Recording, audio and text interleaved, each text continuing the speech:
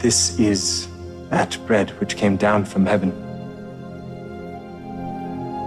Not as your fathers did eat manna in the wilderness and are dead. He that eateth of this bread shall live forever. Paano natin maipapakita ang tunay na pananampalataya sa pamamagitan ng pag-aaruga sa mga nangangailangan? Sa Doktrina at Mga Tipan, Section 83, ang mga balo at olila ay pag-aalagaan.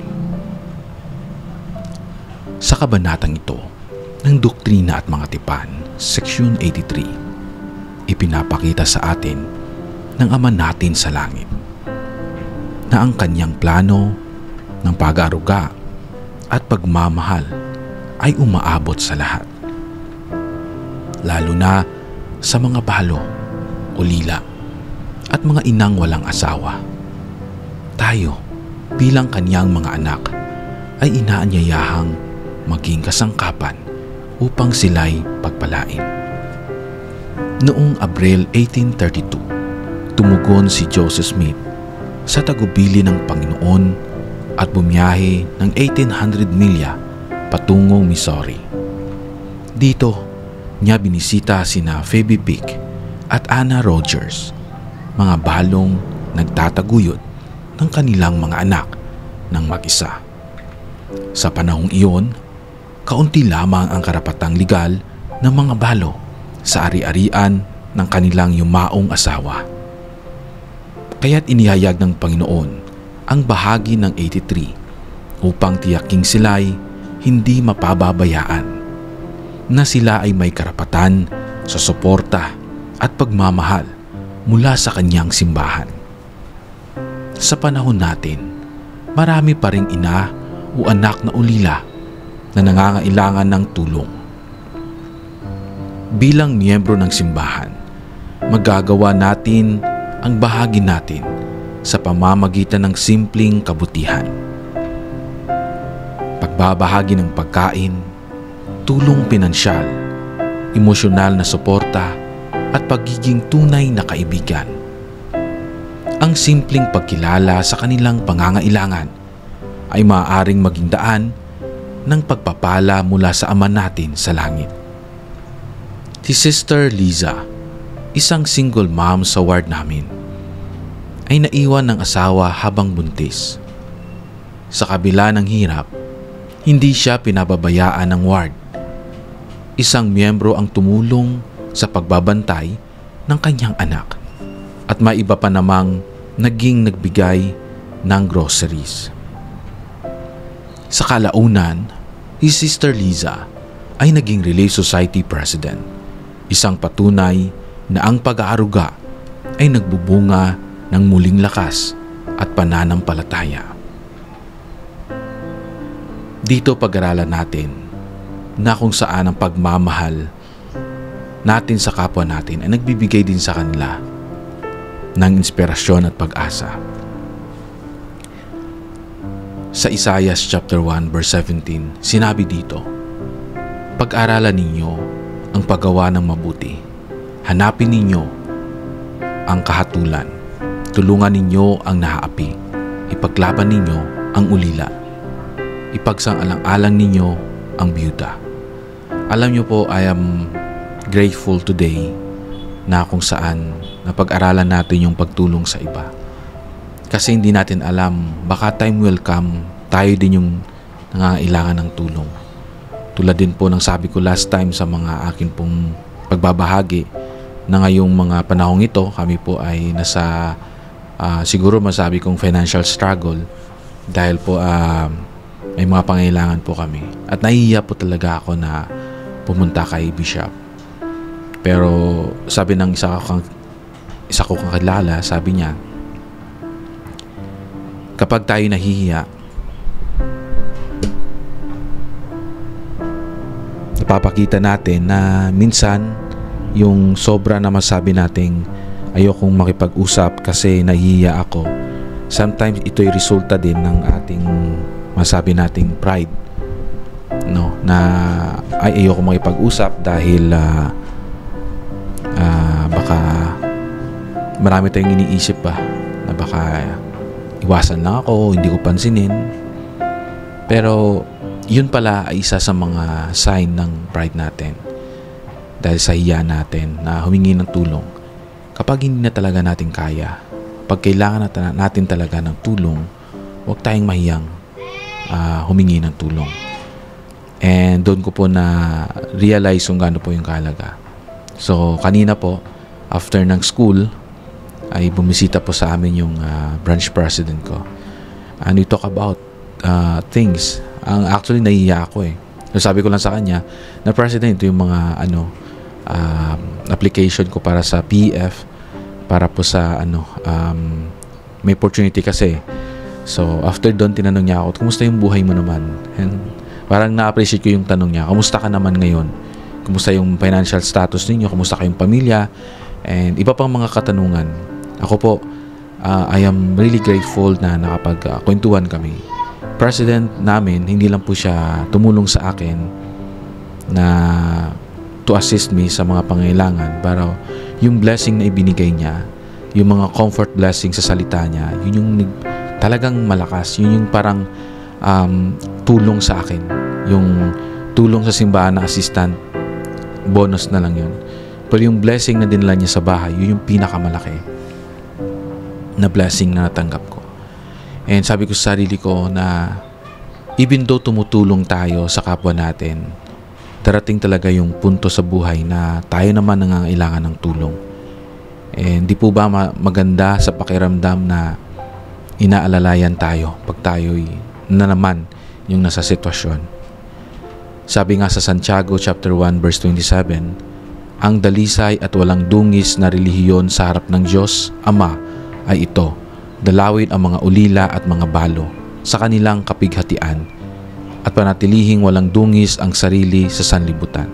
Kung makikita natin, yung mga ulila at mga balo, sila itong mga nananalangin parati na sana isang araw may bumisita sa kanila, may tumulong sa kanila. Kasi yung tulong financial po, tulong ng mga material na bagay, pagkain, damit, pera, bonus points lang naman po yun eh.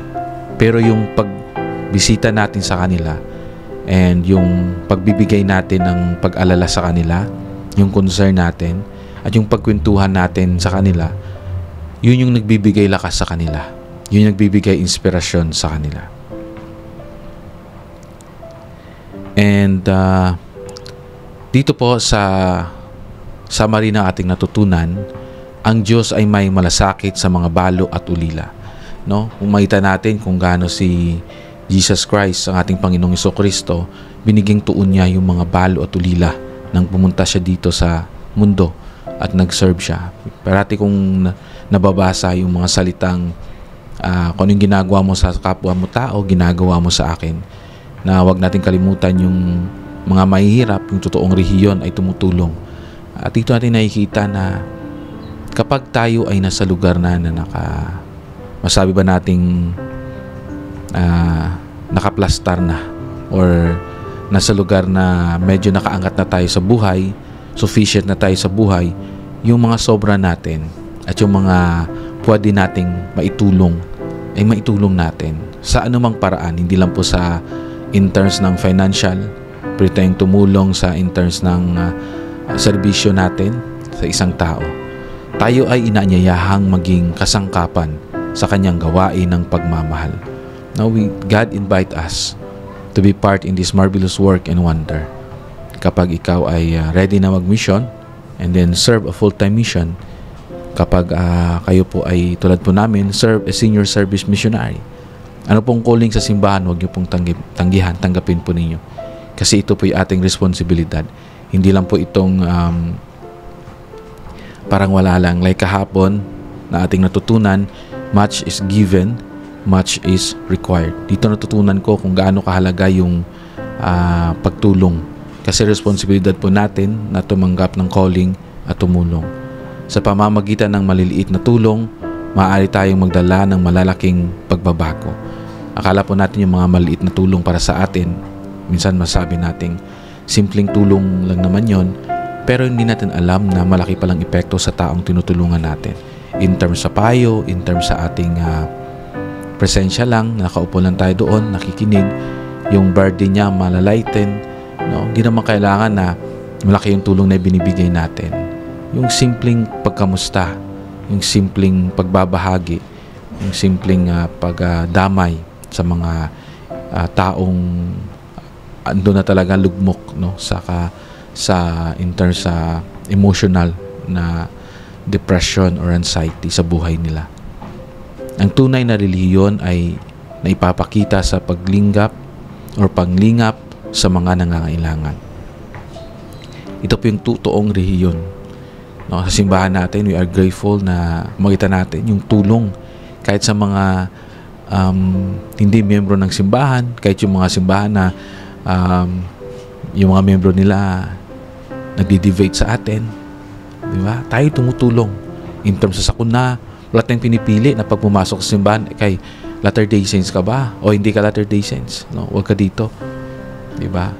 Lahat tinatanggap natin, kahit hindi Latter-day Saints, welcome, no? Hindi natin pinamumukha sa kanila na bakit namin kayo tutulungan kasi hindi naman kayo membro or ito yung ginagawa nyo sa amin na pag-uusig. Lahat tinatanggap natin kasi lahat anak ng Diyos eh.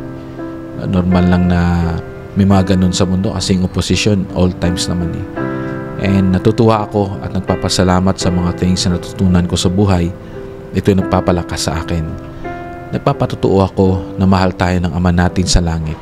Sa pamamagitan ng mga utos niya sa atin, natututo tayong magmahal at magmalasakit. Naranasan ko mismo ang mga pagpapalang dumarating kapag tayo tumutulong sa kapwa.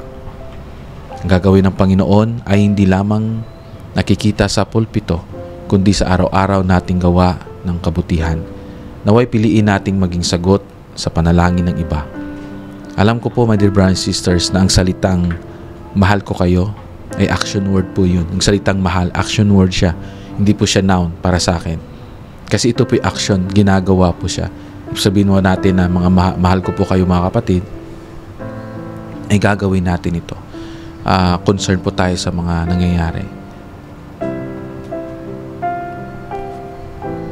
My dear brothers and sisters, maraming salamat sa pagsama sa hapon na ito.